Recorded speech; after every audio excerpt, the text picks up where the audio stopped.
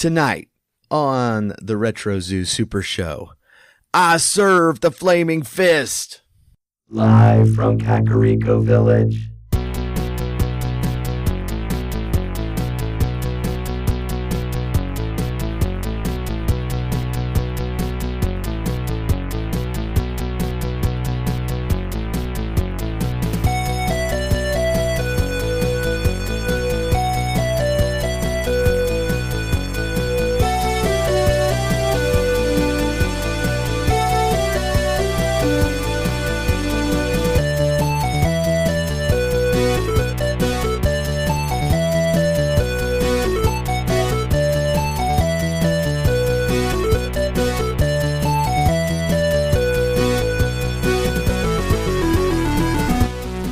Broadcast throughout the Retroverse, transmitted to the real world via a maze of wires connecting a Super Nintendo to a Wii, to a Wi-Fi network, and finally to the Internet. The Techno Funk Boy presents the Retro Zoo Super Show.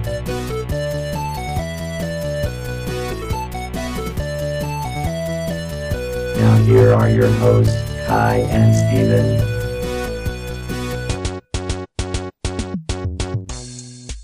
And welcome to it. This is the Retro Zoo Super Show, and I am one of your hosts, Kai. And I'm your other sometimes host, Steven. This is twice in a row. I think we can officially induct you back into the official host thing. Yeah, I'm back now. Is this it? I mean, you think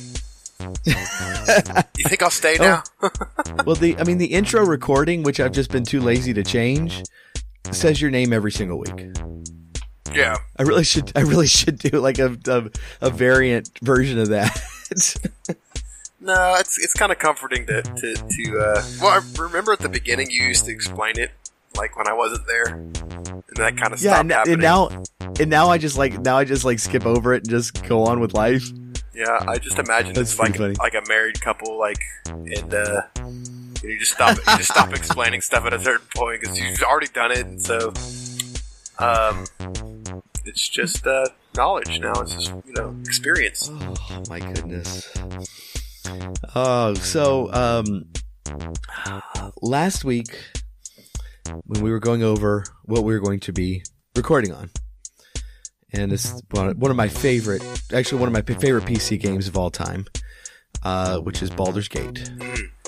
You were like, "Hey, that sounds really good. Is it available?" And I said, "In fact, it is." And we looked. I remember we were both on the computer at the same time, looking at it, looking at prices. Right? Yeah. Yeah. And it's there's the enhanced edition is out now, and it has been for a while. I mean, this is nothing new. Like, this isn't like it just got released. It's been out for a while, but I haven't played the enhanced edition. I played the original, and so it's very tempting for me too. And so you said, "Hey, I'm going to go get that and play it so that I will be up to date and ready to talk about the game." Yeah, I was going to buy it. And I think it was like, $20 or something, which is kind of crazy. And I've actually had a conversation today with somebody about it was my cousin. Well, it was my cousin. I was trying to remember who I was talking about. Okay, it doesn't really matter. No one cares. No one cares if it was my cousin. We want to know what you said. We don't care about your cousin. Dude, your cousin. I forget about showbiz. I'm sure your cousin's sometimes. nice. Yeah, but he's a really cool care. dude. No, he's a really cool dude. In fact, I can tell you millions of stories about it. But so he was saying that he was trying to find a Nintendo 64 and he wanted to get Mario Party for his family, he and his family to start playing. And he was like telling me how bummed out he was about how expensive it was. And I was like, well, man, that's actually a sign of quality. You go around, you find a used game or used console that's still holding some value. That means it's actually cool. I mean, like things that didn't really ever pick up or weren't great, unless they're like super rare collector's items, they're not going to sell for a lot. But for, so I guess to translate with that whole line of thinking is Baldur's Gate still costing $20, which is kind of high for a game that old. It reflects well on the game because it's still entertaining. People are obviously still willing to pay that much to play it. Yeah. So and you know, it's like I pulled up the howlongtobeat.com website just to kind of check out like how long this game is, because I didn't actually beat it. It's like well, okay, so it's Advanced Dungeons and Dragons rule, and AD&D is like brutally hard anyway, and they seem to, I mean, without the DM like fudging on some rolls just to keep the thing going. It's like when the computer is controlling the rolls, it's amazing how fast you can die. And especially like in Baldur's Gate, because you know, like there's like I mean, just in general in Dungeons and Dragons, there's like death, and then there's just being like knocked unconscious, where you can't really do anything until you get healed, but you're not dead. Like what happened to Sprocket in Dice and Jury. Dude, I listened to the last episode. Happens. It was so fun. Okay, I'm sorry. Oh, cool. Just a little plug for Dice and Jury. It was a lot of... you. Yeah, no, man. It's so great that you come on the show and plug my stuff, so that I don't have to. Dude, I think it's great that you have stuff for me to plug. So, Nice. I mean, I was working today, and like, it just, I don't know, man. It really... I wanted to slow it down. I was listening to it 1.5 times. I was like, I should make this last. I should slow it down. I didn't though. I was too greedy. So anyway, I think so far I've interrupted you twice on trains of thought. So and I interrupted you on my train of thought. No, so I interrupted that's fine you. too. So No. I interrupted. Okay. All right, but this is what I want to know. It's like, okay, so like original Baldur's Gate, it's like the main story. The how long to beat has it listed at 45 hours. Wow. And the completionist is 106 hours. So the enhanced edition, the main story is 30 hours and the completion is 86. And I'm kind of wondering what I know like the old load screens are brutal, but were they that long really? You know, it's okay. It's funny. It's funny that you say that because so I did not get Baldur's Gate this last week. That's what I had talked about. Oh, that's the original question. That was the original question. You know. But so I could still pull on some Baldur's Gate knowledge because I do have experience with it through a friend. So my best friend growing up, when we were little, like, and the internet was kind of new and everything, or computers were kind of still. Anyway, he got Baldur's Gate, and I remember like going over and watching him play it, and I remember standing behind him and thinking, this is taking forever to load. And this was so still bad. like in the early 2000s, so it was It's so bad, man.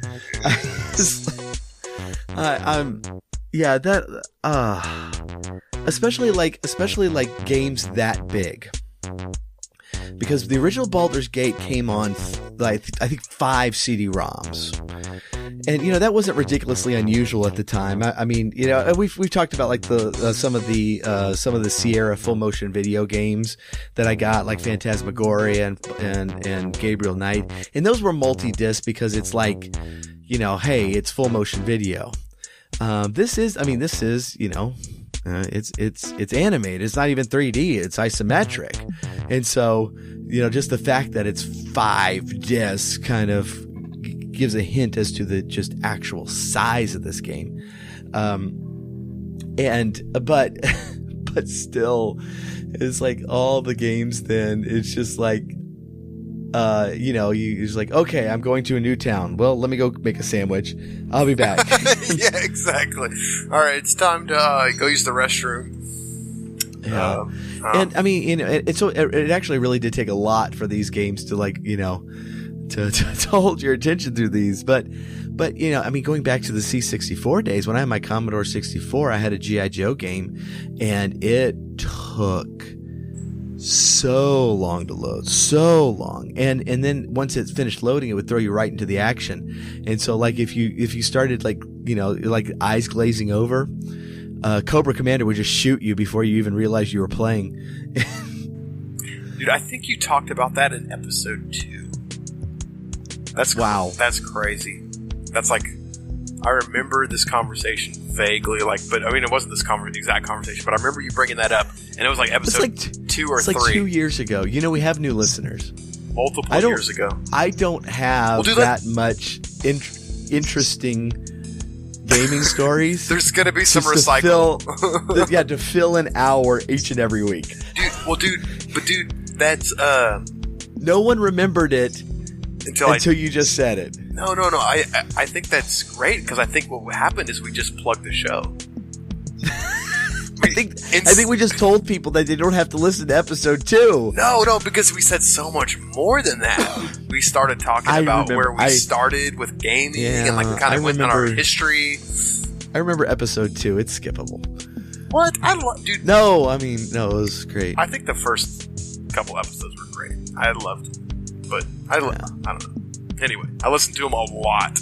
I think more than any other. I don't think I've re-listened to episodes except for like the first 5. And like listened to them over and over again because it was I'd never been on a podcast before or anything, and I felt kind of famous. You felt famous? Well, it was before I realized like how many podcasts were out there. I was like, we're famous. We're famous now. And we had been stuck in. There's like 2 gaming podcasts. Period. One is modern games, and then there's us doing retro games. No, that's it. It's just nobody's tapped into this vein yet. That's why we're so popular. Yeah. I'm sure that's it exactly. Oh man. Well, I really do. I've been actually really thrilled to hear the reaction to Dice and Dreary because the first story arc ended this week. It was the first 4 episodes of the first story arc, and it's like and when we first got started, it's like you have an inkling about how good the show is, but you really don't know until you put it out there because I for one will lie to myself on a regular basis on the quality of my own work. That's natural. Yeah, everybody does. I think I'm brilliant. Either I think I'm brilliant or like the worst hack of all time, and that could go back and forth on a daily basis. And so hearing from other people that Dice and Dreary is as good as I thought it was is very exciting. And I will say that we get a lot better. I just re-listened to it. We're recording like we recorded Death House like months ago, and so we're way ahead on recording. And I re-listened to it, and I'm like, oh my goodness, I am so bad at role playing.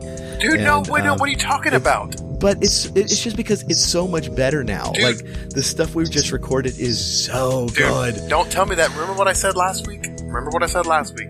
No. Don't tell me something is good because then I'm going to go into it thinking it's good. Dude, I really like. Okay. I really like. Dice and Dreary sucks. There you go. So does the Retro Super Show. Tell me it's getting worse. This episode's terrible. Tell me it's getting worse. Like the. Okay, I'm trying to get listeners for both shows. Can I not say that stuff I'm involved in is garbage? Is getting worse. No. Yeah, it's kind of blows. Yeah, dude, just don't even have to listen to it. That will get some listeners who are like me, who are like, no, it can't be worse. And then I'll listen to it and I'm like, whoa, it's even better than I could have ever imagined. No, dude, no. Just because you just said that it kind of was worse, like your early episodes are worse, let me just plug it again because you kind of ruined it. Like people are gonna be like, oh, he said it wasn't very good, so I can skip the first one. Dude, it was great for a spec, and considering that just makes it even better because if you think about that being y'all's first 4 episodes, dude, you were a great role player. Like it was funny. Like I know the theme was kind of scary, right? And Jeff. Oh yeah, but we keep the humor high. Well, Jeff did a great job of being like, and maybe this part of this was editing, I don't know, but he did a great job of like staying on task. And there's heavy editing, yes. Yeah. well, but it was good in the sense that like he stayed on task. Like the story, I understood what was going on. Like I was propelled by Jeff. He kind of keeps the whole thing going. But then it's like your reactions to everything and Ken's reactions are they're just really good, dude. And like the chemistry and like the dog, like I was like feeling for the dog, like so good. And then like the kids, dude. When you were like getting down like eye level with the kids, dude. I think the thing is about it, and I don't want you to lose this, and you might have already lost it, but because you've recorded so far ahead. But one of the things that you did that was so cool, and what I want to do in the Star Wars thing, if we ever do it, is that it's like you were role playing, dude. Like you were kind of the character, and you were talking in character, and Jeff's responses to it were great. And, Ken's responses to it were awesome, and honestly, I think all of y'all together had this great chemistry, and I made a review 100% on I made a review. I'm so proud of myself. Thank you. Well, thanks. I've never done a review before. I tried to do one once. Did you do one for the Retro Zoo? I tried to do one of the Retro Zoo a long time ago, and it didn't work. That would be weird. I have not done one for the Retro Zoo because it's just weird. You should have. I know. I probably should. I kind of think one of those is you. Actually, I think you're lying to me right now. Maybe I did. I don't. Now I have to look because I don't remember. I think you did one. It's like this is not Kai was your name or something. Oh, so yeah. So actually, as we progress, we role play more, so that increases. I'll tell you though, man. And I mentioned this in our episode, and I don't, Baldur's Gate is such a great game. I want to talk about it, but I will say this: it's like, when we started the game, I had an idea of who Crethin was going to be. And by the end of the first episode, that entire character was thrown out. But when he met the kids, and had the conversation with them, that was the moment that the real Crethin really solidified for me. I adore that scene. That is one of my favorite scenes that I've done. I like all your interactions with the kids, and I love it when. Well, I don't want to spoil it. Because I want our listeners to go to write a review for Retro Zoo Super Show. And while you're on iTunes, anyways, subscribing ahead. To Dyson Dreary, go ahead and plop 5 stars down on us. Yeah, and then listen to Dyson Dreary and see that 5 and raise it another 5 for Dyson Dreary. And exactly. I want them to experience it. It's really fun, and so just a double plug here. I'm sure everybody that's listening to us right now, they're at this point they're hardcore fans, and so they probably are listening to Dyson Jury. So I'm probably just talking to people, preaching to the choir, so they say. But it's fun, a lot of fun. Actually, I'm talking to my brother because I think he's listening in on this Discord. So yeah. And that's okay. So we might as well get all of our little plugs out of the way. We do when we record live on Discord. And that is a free Discord channel that, actually we've been talking a lot about Star Wars, Edge of the Empire role-playing game because, we're going to be doing that there as well. And so you can listen in on that when we start. And we're also on patreon.com/technofunkboy. But, check us out on one of, if you can't support us financially, I totally get that. I totally, sympathize, but don't sympathize. At least stop it. At least go on iTunes and give us a rating and review. And $1 on Patreon.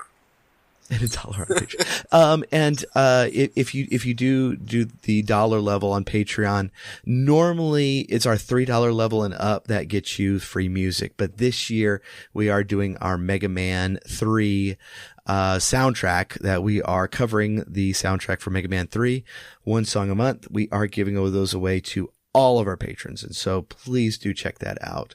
And, that's patreon.com/technofunkboy or, iTunes.com/18ZHH74. You know what? Just go. That's too much. Just go look it up. That's Retro Zoo Super Show. So I got a question. I got a question from the audience, I guess, asking about when the Edge of the Empire series will start for their Patreon. Because people are waiting in line, I think, to buy the Patreon, and they want to make sure that they spend their money whenever the Edge, Star Wars thing comes out. So, can we address that for the audience, or at least get in the ballpark? It doesn't have to be like a date. Yeah. Okay. So I started the game with Anla. Yeah. I started the game with Anla, and I'm having a blast with it. It's a fantastic role-playing game.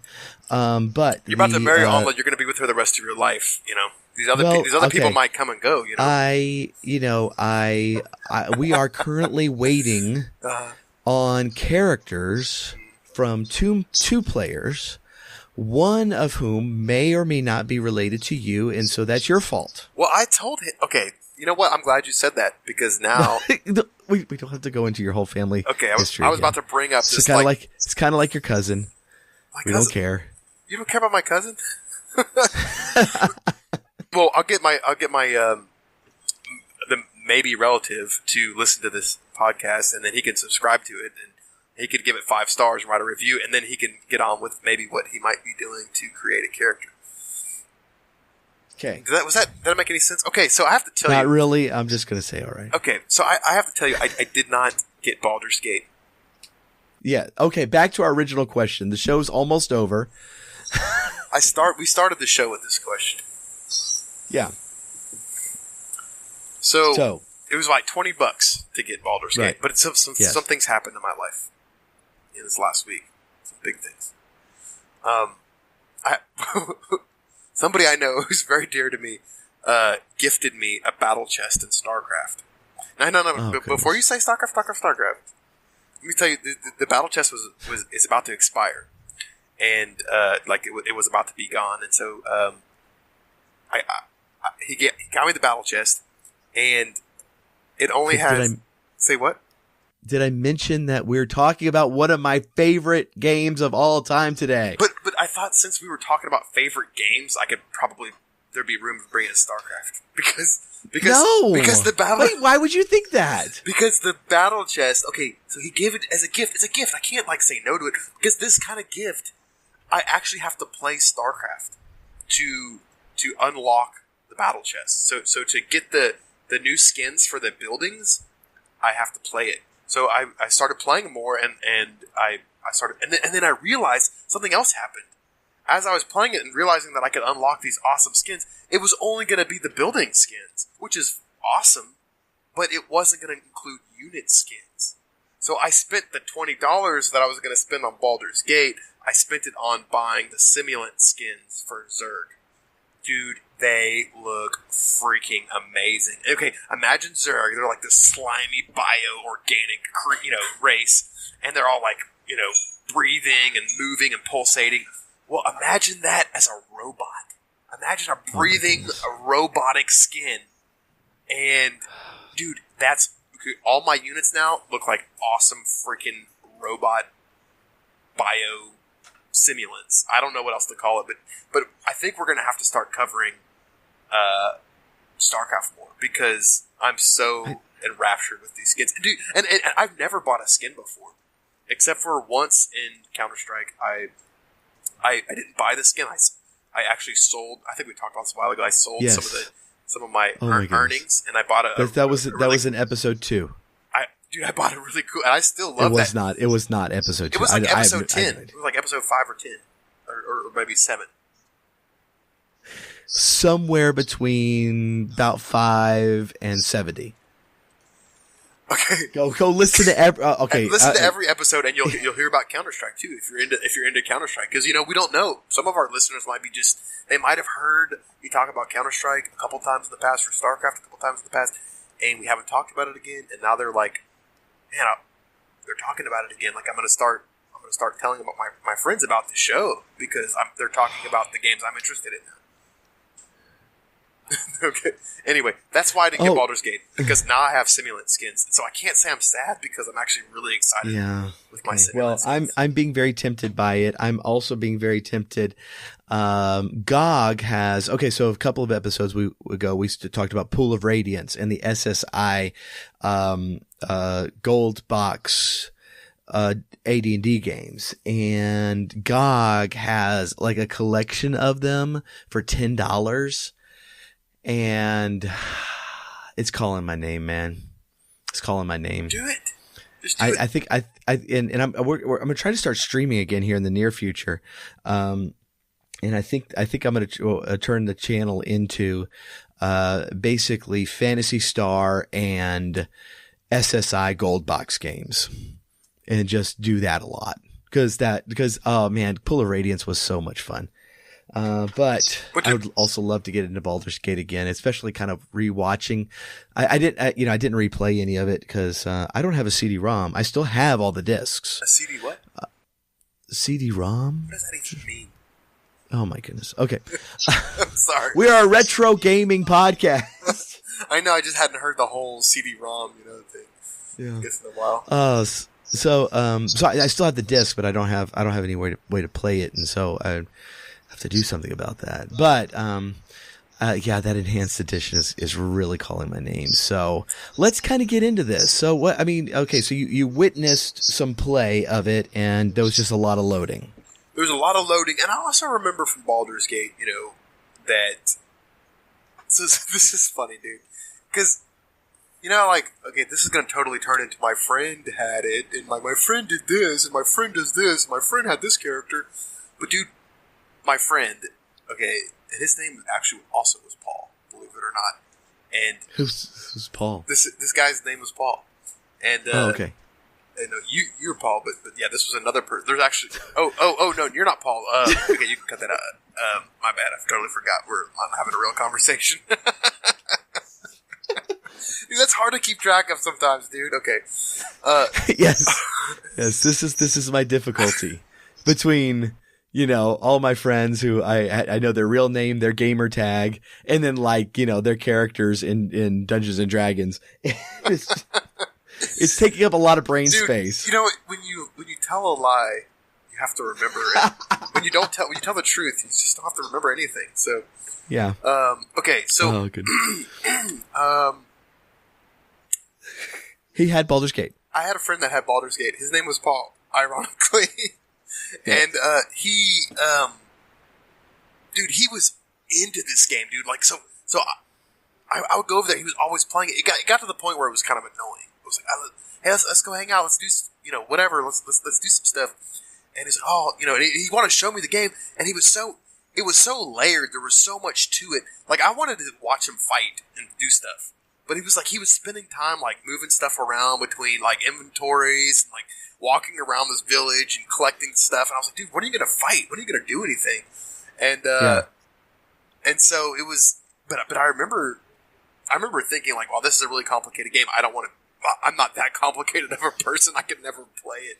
And so that's kind of, the extent of my, I remember watching it and thinking, man, that takes a lot of time. And thinking it would be cool to do it. But I never played it, man. So I did watch. Yeah. I watched a little bit of a playthrough of it, last week, and it looked cool. And that's what I was saying. I wanted to play it again, but I don't know. You've actually played it, and you're saying it's one of your favorite games. So I think actually you talking about it might be more interesting than me talking about a friend who played it. Yeah, it's and when I played it, so and we mentioned before, and throughout this whole series of the last several episodes have been about tabletop RPGs, but in particular, quite a bit about Dungeons and Dragons. And I've mentioned before, I wasn't allowed to play Dungeons and Dragons as a kid, and so when I got into college, that's when I kind of started having my first experiences with Dungeons and Dragons, but it was the video games. So the first time I actually played AD&D was actually Baldur's Gate, not Baldur's Gate, Eye of the Beholder. And I just, I was kind of lost at it. And so I didn't do very well in it. And so when I got into Baldur's Gate, I did quite a bit better, but I was still trying to play it like it was Final Fantasy. Like I was trying to level grind. Yeah. Because that's what you do in JRPGs. This isn't a JRPG, and it's an ARPG. It is, yes. And more than that, it's you don't really level grind in Dungeons and Dragons. You play your character well and smart. And I wasn't used to that. The way I used to play JRPGs, and I've gotten a lot more strategic with it in my old age, but the way I used to play JRPGs is just over level and then hit things. And since I had over leveled, they died. And it was fantastic. Because, I had all the time in the world when I was a kid. But so I didn't really understand how to play this game very well. And I got this program somebody had made. It was just and editor for numbers where you can, change people's stats and stuff, and like changed everybody's stats to like 18, and I was still doing poorly. And I was like, why am I doing poorly? Everything is maxed out, not realizing this. Like, well, Dungeons and Dragons is more about playing properly and less about just having crazy stats. And so, yeah, it's like, I thoroughly enjoyed the game, even though I didn't play it right.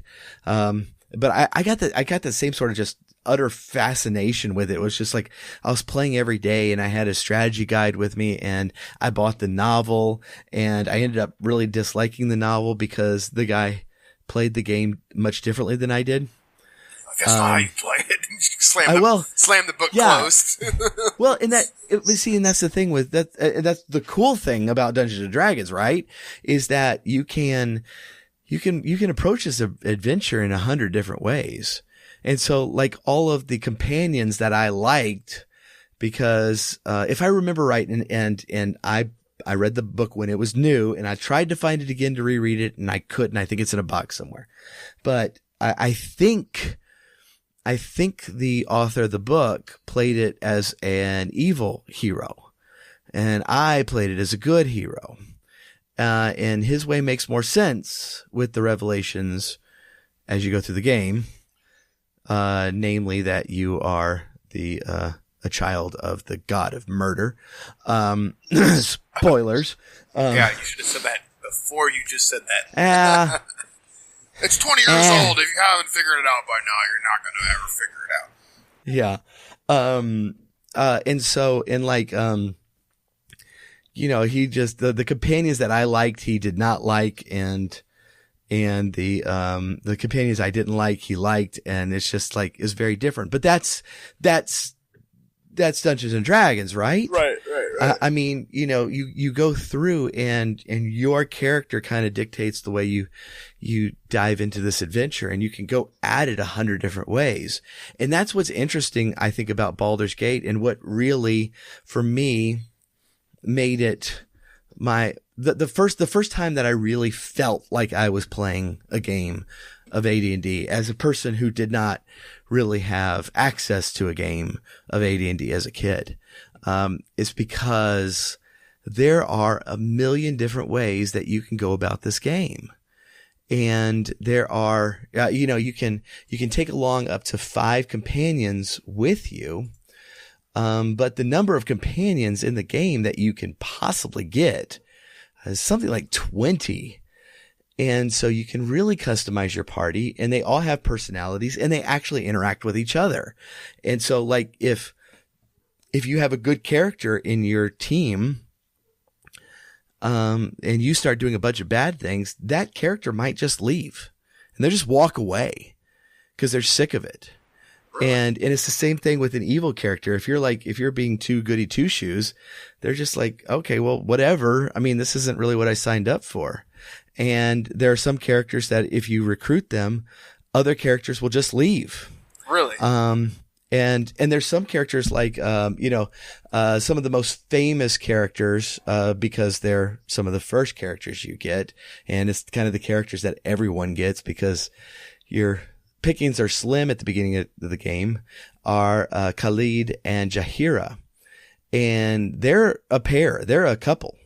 And so if you boot one of them out of your party because Khalid is a terrible fighter, because he is, and you don't want him part of your team anymore because he sucks, because he does, Jahira's gone, and Jahira's useful.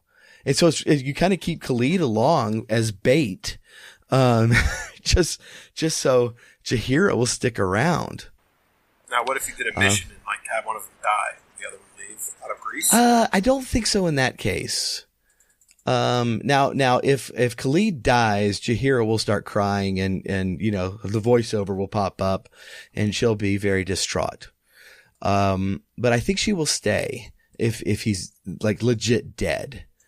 And there's some character, like, okay, so, Imowen, who gets irritating because she's the first character that you get. And even though the voice acting in the game is very good, there's some phrases that get repeated. And since Imoen is a very early character, you end up hearing, "Hiya, it's me, Imoen," like 5 gazillion times. And it's irritating. And she's just too peppy. But she's like so incredibly loyal that if you like kick her out of your party, she'll just stand there forever until you come get her. And it makes you feel bad, you know?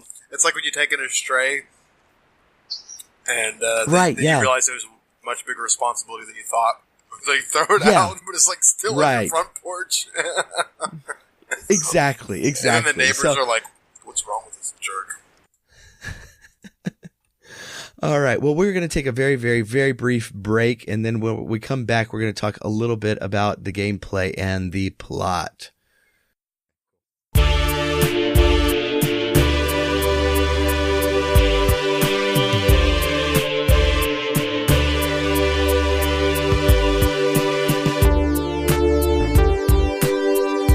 Hey, it's Kai here.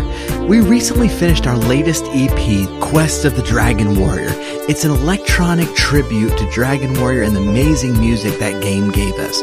We're really excited about how this music came out, and we want you to have it for free. If you go to technofunkboy.com/Dragon Warrior and sign up for our weekly newsletter, you'll get the songs to download and keep for free forever.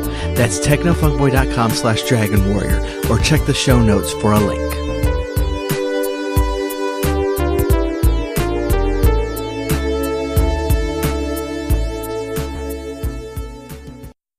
And we are back.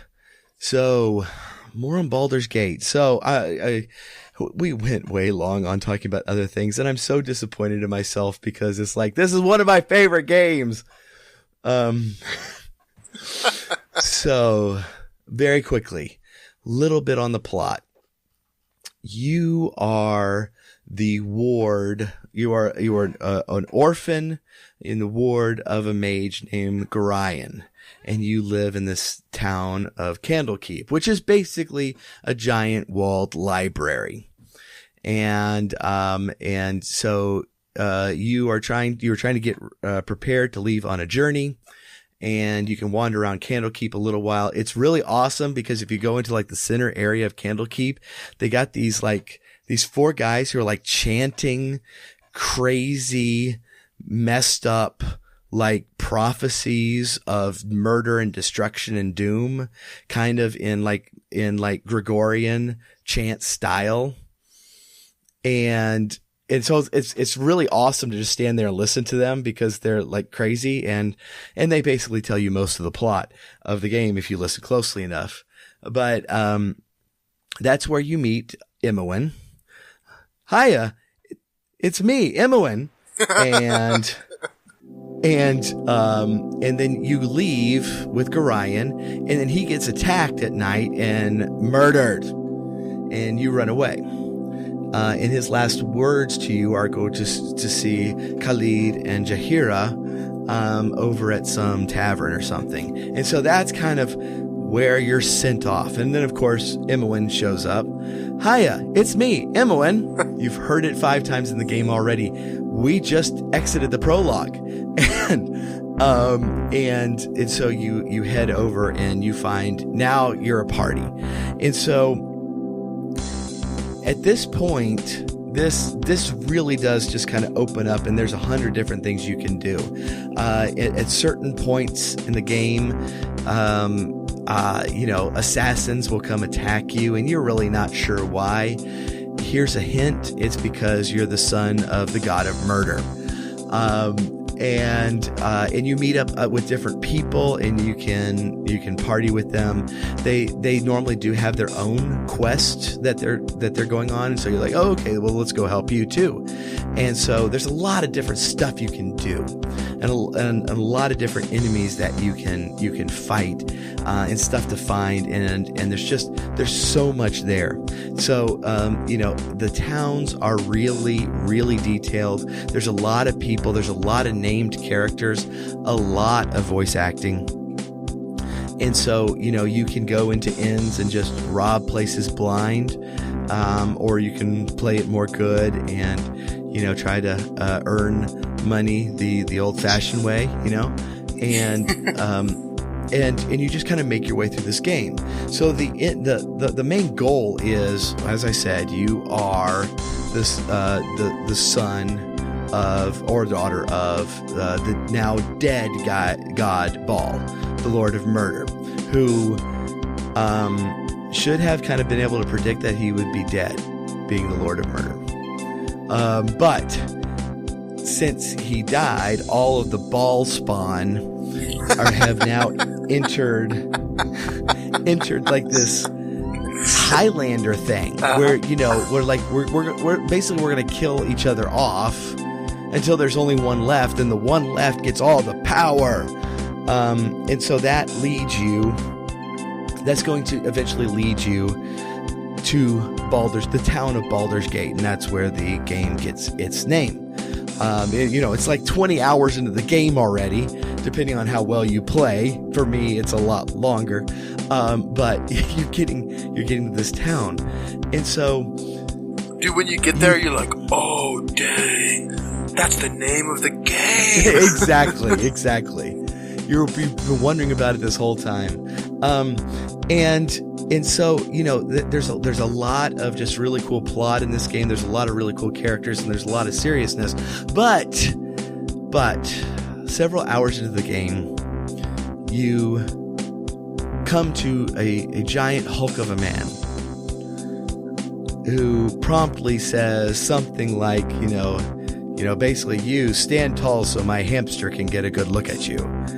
And you have met Minsc, the greatest video game character of all time.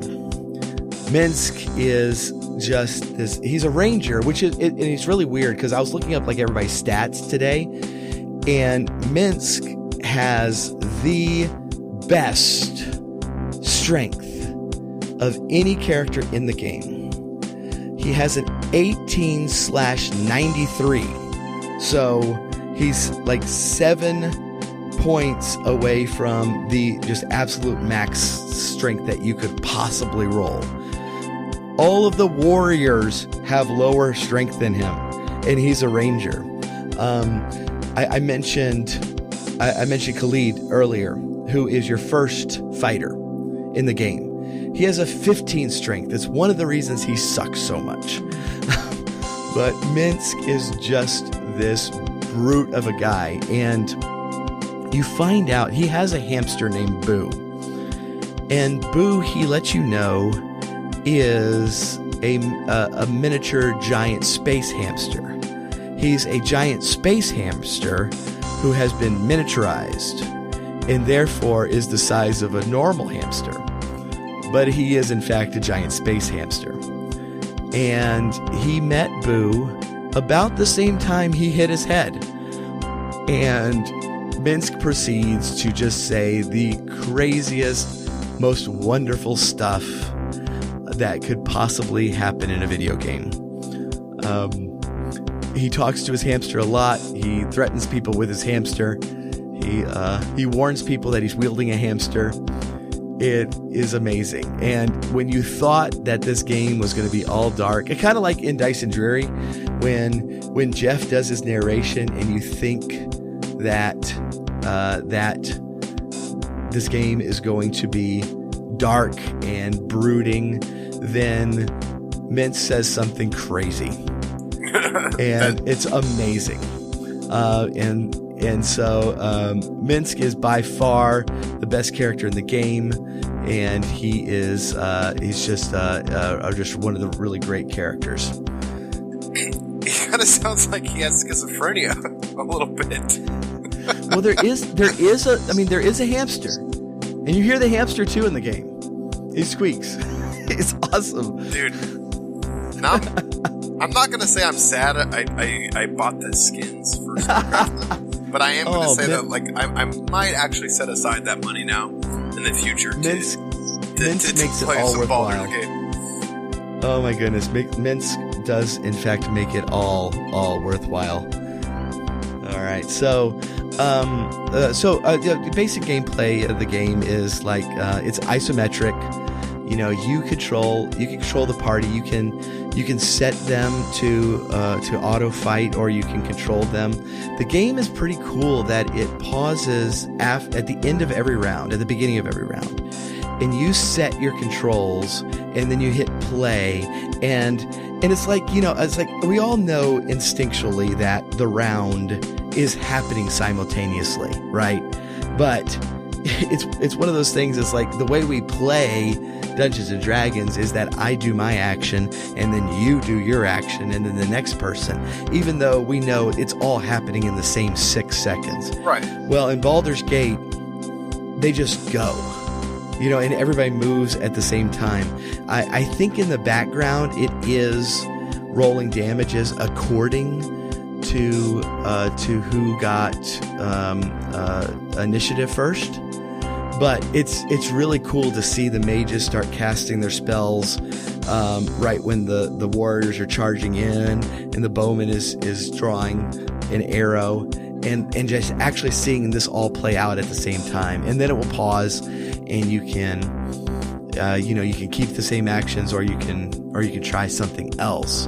And so it managed to, with the way the combat worked, it managed to really kind of bring life to that AD&D style in a way that I don't think we'd really seen in a video game before.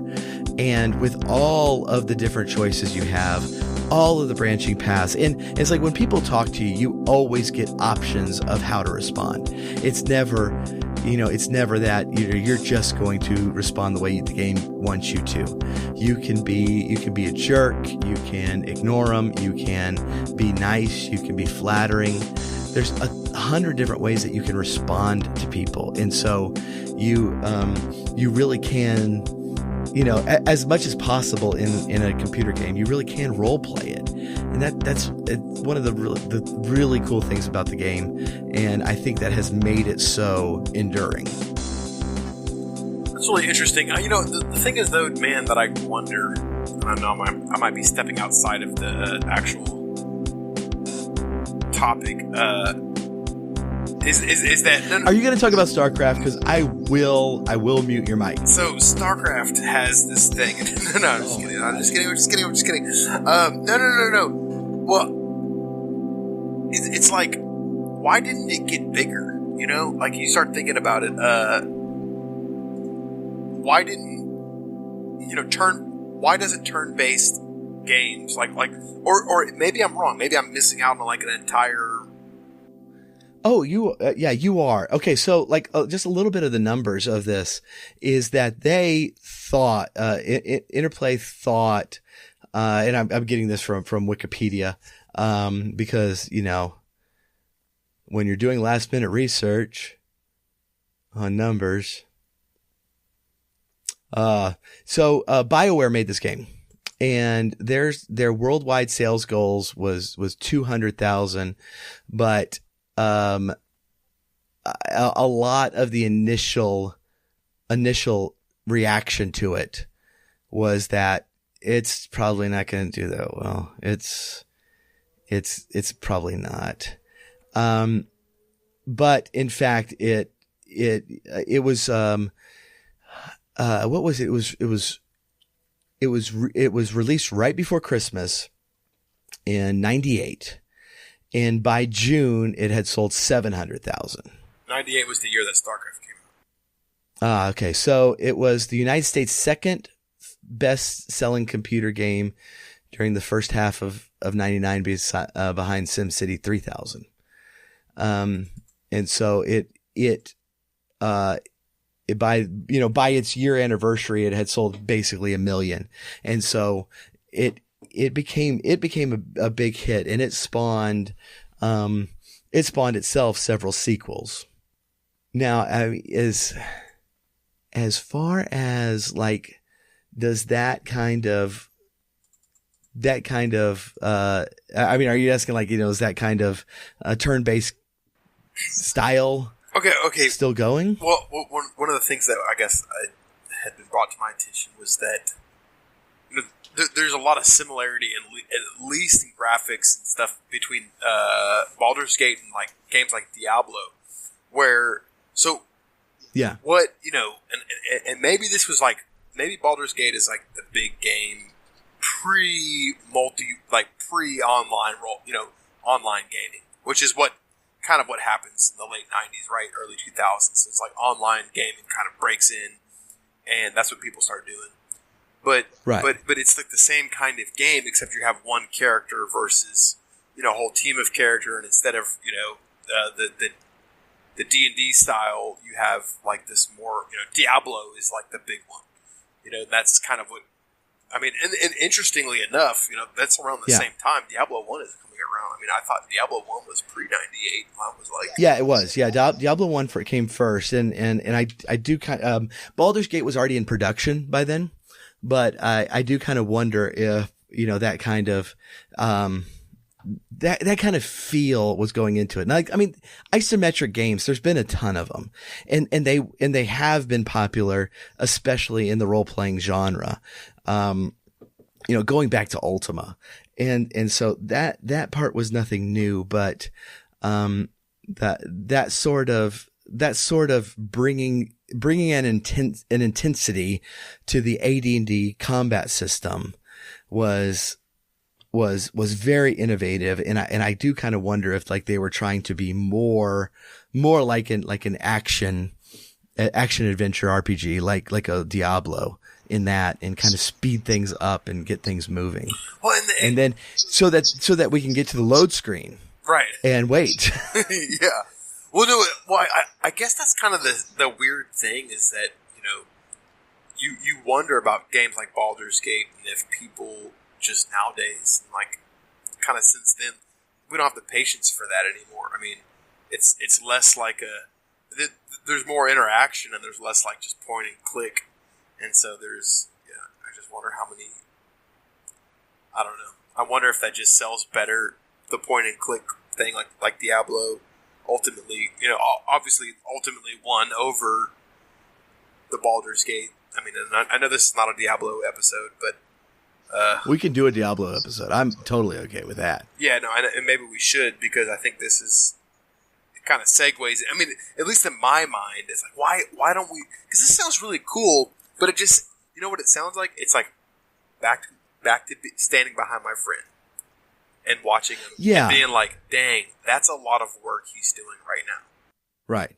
And I will say, like, I mean, American or Western role-playing games have, well, all role-playing games, but Western role-playing games has always been a niche market.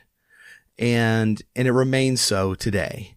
It's like not everyone enjoys sitting there for 30 minutes creating a character and looking for good stats. A niche market? No, wait. I mean, RPGs, are we talking about MMORPGs? Because that's not... Well, that's a different... No, that's it. But, like, no, the Western style RPGs, the ones that, I mean, were originally, like, influenced by AD&D, but we're talking about, like, the original... Right.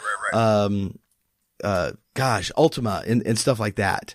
And then coming into like the SSI Gold Box games, several years later, that style, has had a limited marketplace. It is that these games are never going to be, and never have been, like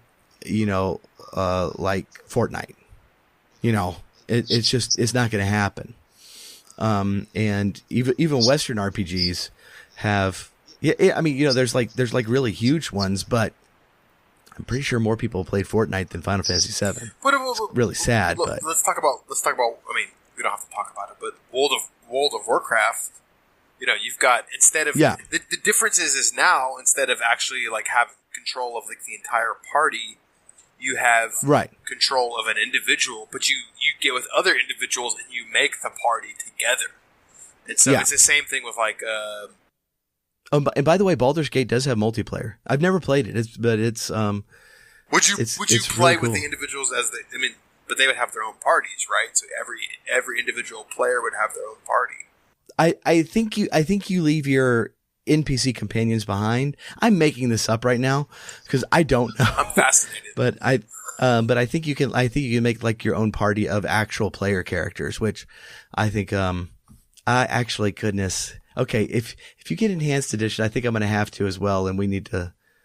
Well, look, we've got. We still haven't multiplayered.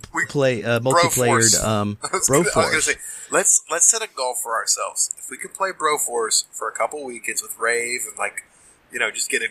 I got a couple friends that have Broforce. Let's practice Broforce. But if it works out, yeah, dude, totally, we should do it. Gosh. I just don't know if I am going, I am getting so deep into Dungeons and Dragons right now. It's like, this is the reason I'm not streaming, guys. It's between, making music for Dyson Dreary, playing Dyson Dreary, or playing Star Wars, or watching videos of Baldur's Gate and playing Pool of Radiance. It's just everything is Dungeons and Dragons right now, and it's kind of awesome. I just whoa. I just want to warn you. Well, first of all, I want to tell you, I'm going to plug you one more time. Oh my gosh, dude, the music for Dyson Dreary, it's awesome, and I don't think I said it the first time we were talking about it. Thank you. I really like. And it's. I mean, I know I played the piano part in it, and so I remember recording it with you. But just hearing it in the actual show was amazing. But okay, that aside, you're amazing. That aside. Oh, okay. I'm sorry. I'll cut it back a little bit. Adla's gonna start getting jealous. No. And maybe that's the point. Maybe there's some subterfuge going on here. But wow. No, I totally forgot what I was going to say because I just blew a bunch of smoke up her butt. No, dude. And with that, we'll end the episode. No. I guess I was going to say that. No, you should take that. No. This is what I was going to say, dude. What you just said about being all invested in Dungeons and Dragons. I mean, remember that pamphlet.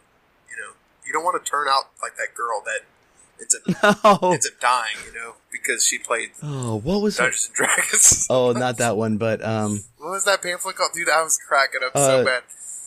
It was like the what was it? Dark Dungeons? Dark Dungeons. Yeah, dude, you don't want to be like Dark Dungeons. Like it might make you lose your mind and you might turn. Dude, don't. What is that one line in it? That's I brought up the track. The best line in it. Oh yeah, when I don't want to be Elf Star anymore. I want to be Debbie.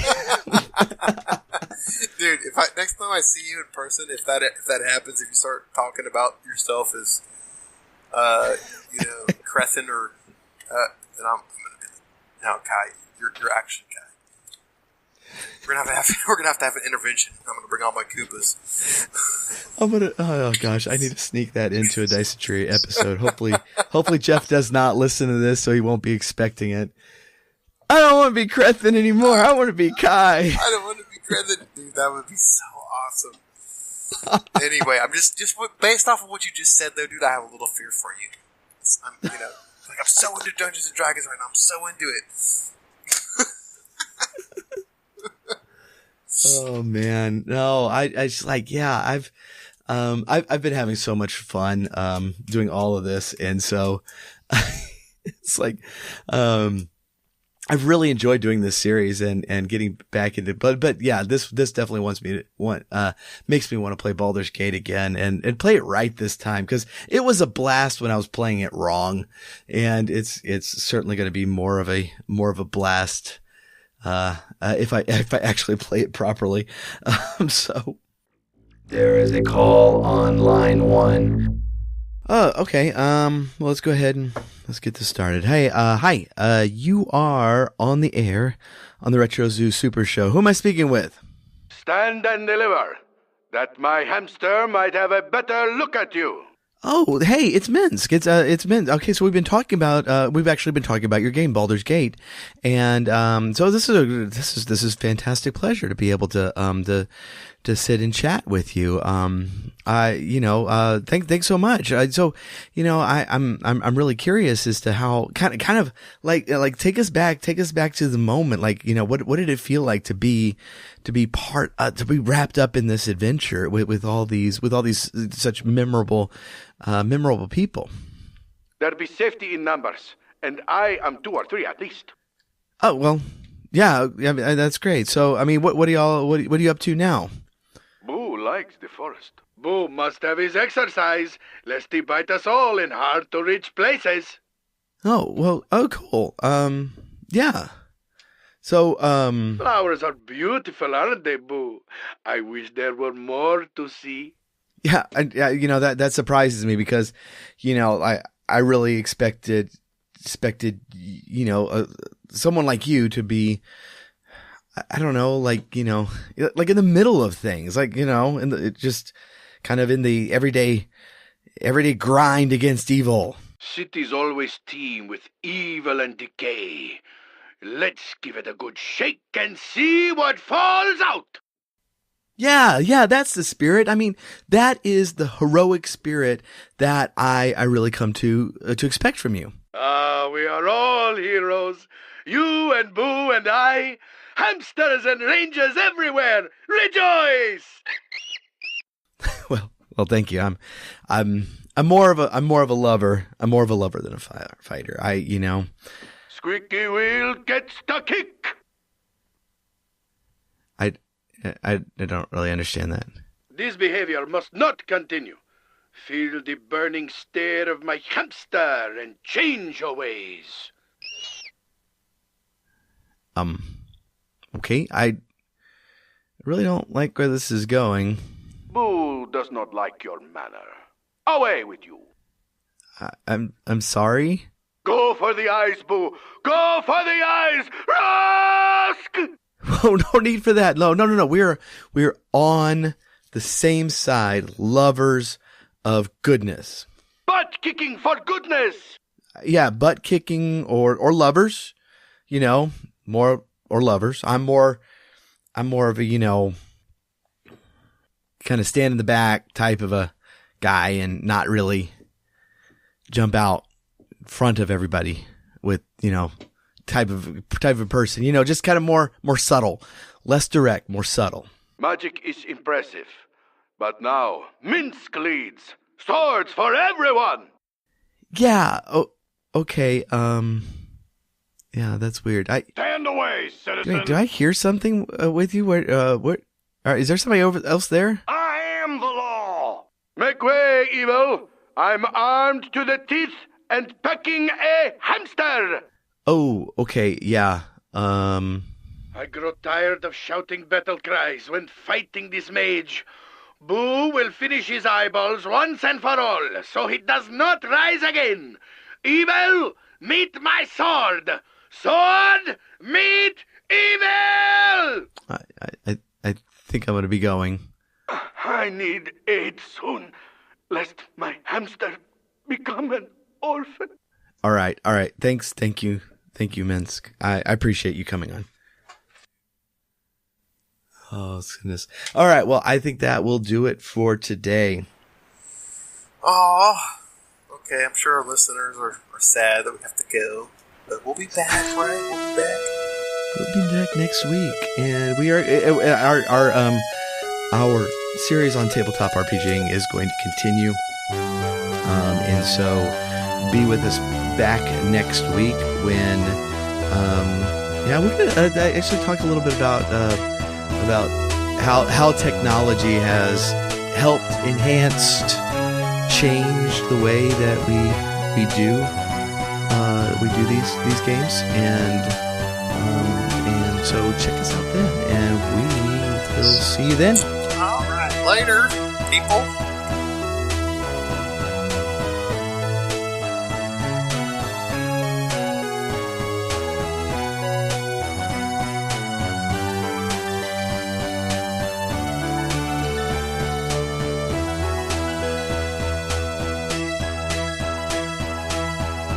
Retro Zoo Super Show is brought to you by the Techno Funk Boy. Follow us on Twitter at TechnoFunkBoy, on Facebook at The Techno Funk Boy, and sign up for our email list at technofunkboy.com. Also look for us on Spotify, iTunes, and Amazon for music. If you are so inclined, please leave us a 5-star rating and review on your favorite podcast catcher. If you are not so inclined, you are obviously some sort of villain trying to conquer the world. Unowned music and gameplay clips are used for educational and critical purposes. Thank you for listening. Keep gaming. And once you have responsibilities that need to be done at this time, then you can game later.